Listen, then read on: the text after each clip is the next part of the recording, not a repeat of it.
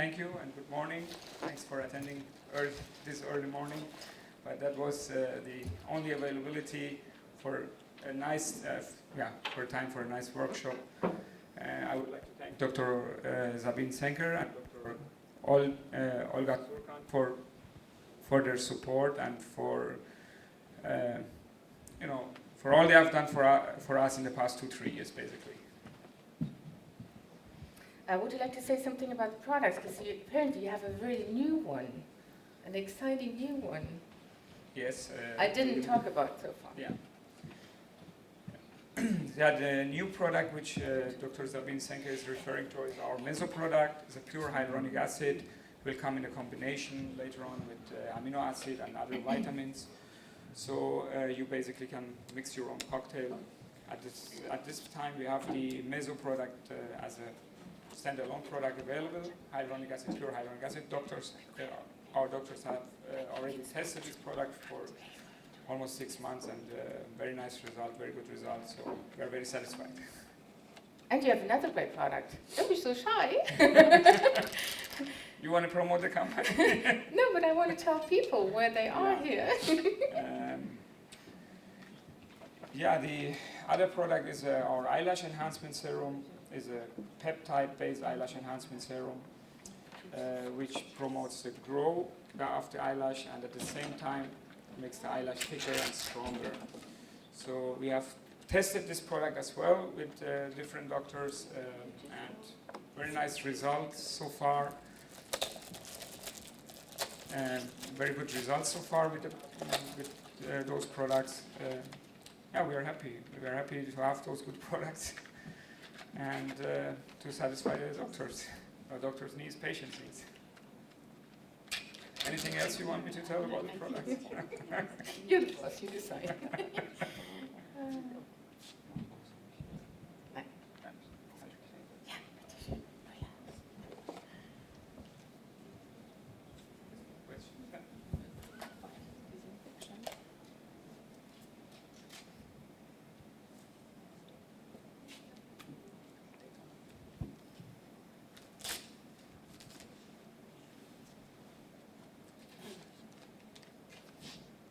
So while we're preparing the patient,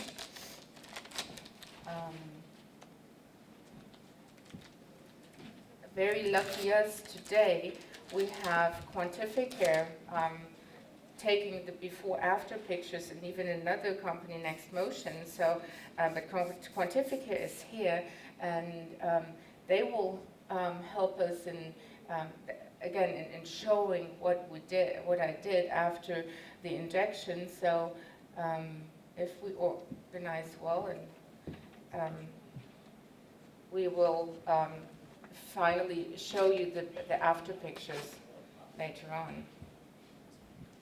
Okay, so disinfection is key. Okay, this is what I always do.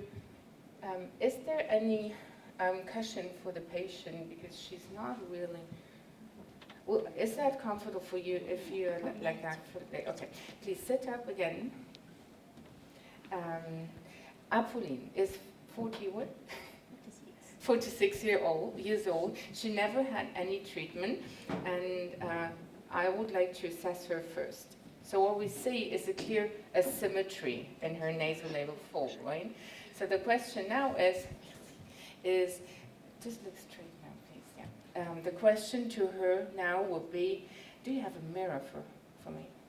Is this asymmetry, do you like it or not?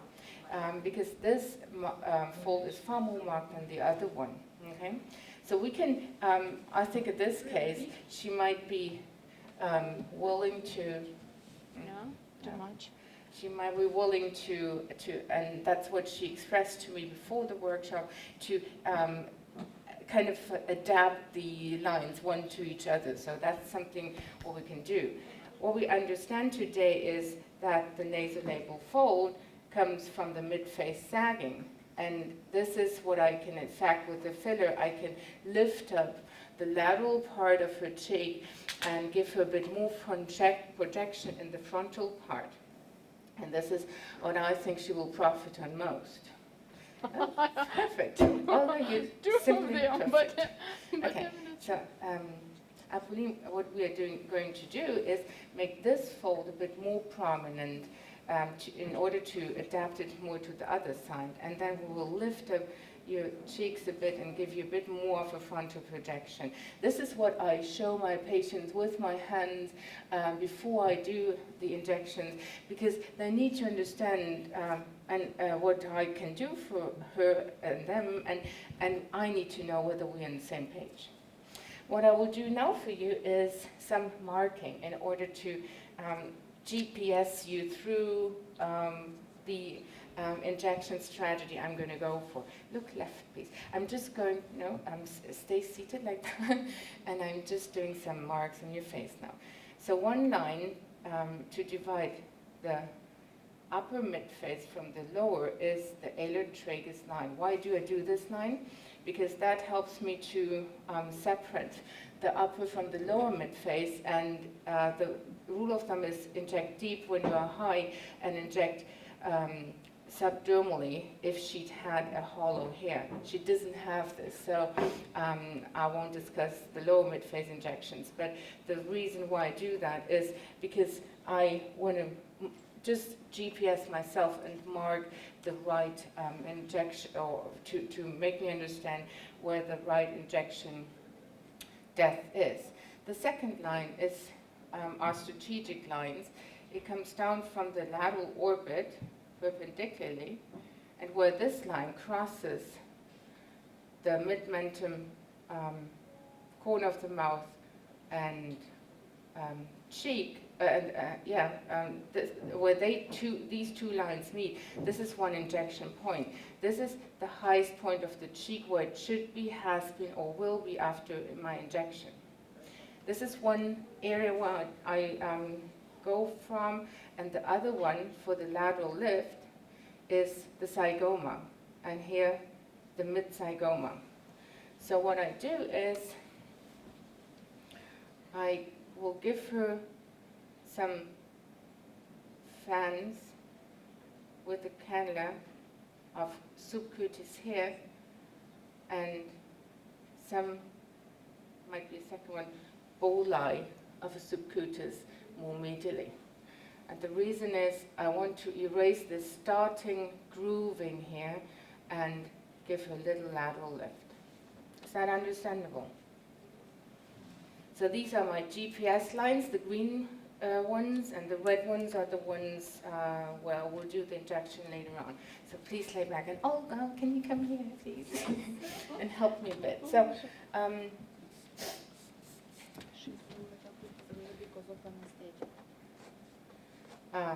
I heard from Arash that they were going to have a lidocaine-containing filler.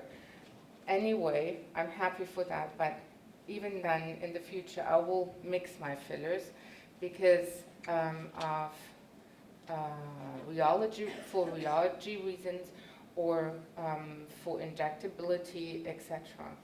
And I might skip that for the subcutis in the cheeks, because there I don't want to necessarily alter the physics of the filler, but I don't want to have my patient having pain going out of my clinic, because the hyaluronic acid is an acid and it burns.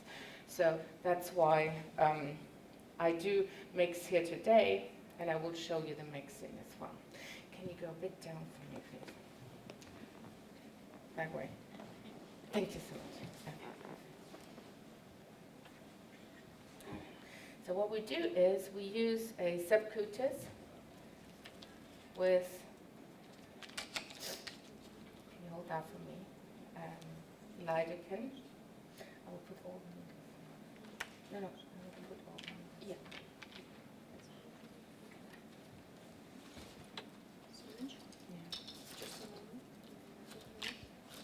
I have one. You have one? I brought everything with me. So I use a lidocaine, 20%, which means a 20% ratio. And can you zoom in here, please, sir?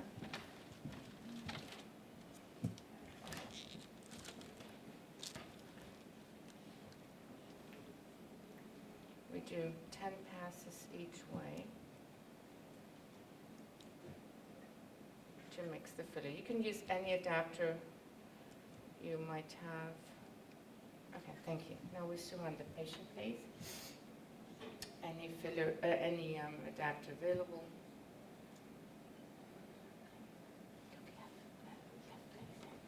Then I use a 25 gauge cannula. Never inject air, so always blunt the cannula. Prep the cannula. Prepping the cannula means I do just pour out some of the material. What's interesting to see is that the material is very viscous and has a high shaping profile. You see it doesn't run down the face even though it is mixed with the lidocaine. So it has a very nice lifting capacity. Okay, so let's get started. First entry point, is done with a sharp needle. The trick here is I tunnel my way. The direction I will insert the cannula later on. Ola, can you stay here, please? Take that. Then I hold the syringe as a screwer. Insert the cannula. The trick then is to, sorry, I do just have to do one little pinch. To pinch the area you have to go for.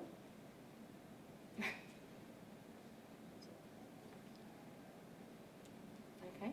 Once you're in, this is a Steri-Glide 25 gauge, 38 millimeters, has a hub marking. So the hub marking tells me that the opening of the cannula is turned up. So I turn this down. Next trick is, again, to pinch in order to go gently deep. I always focus on the alar angle here and insert cannula. Next important thing to do is to control the tip. Where am I? I am here exactly where the little projection has to be later on, where the malar groove starts to show up. So I do inject the material in a retrograde fashion in a fanning-wise way. Can you see how the skin lifts up? Can you see the material? And this is, if it's a nice material for this indication, this is how it should be. It should be visible. Second thread, the next pinch. It should be slightly visible. And then after that, you can mold it. So on withdrawing the cannula, I put this a second and now pinch a third thread. Always control the tip and do the retrograde slow motion injection, pointing upwards, like doing a, it's a little lifting procedure with just a filler. So, and then I use some, can you open that for me, please? I use a little cream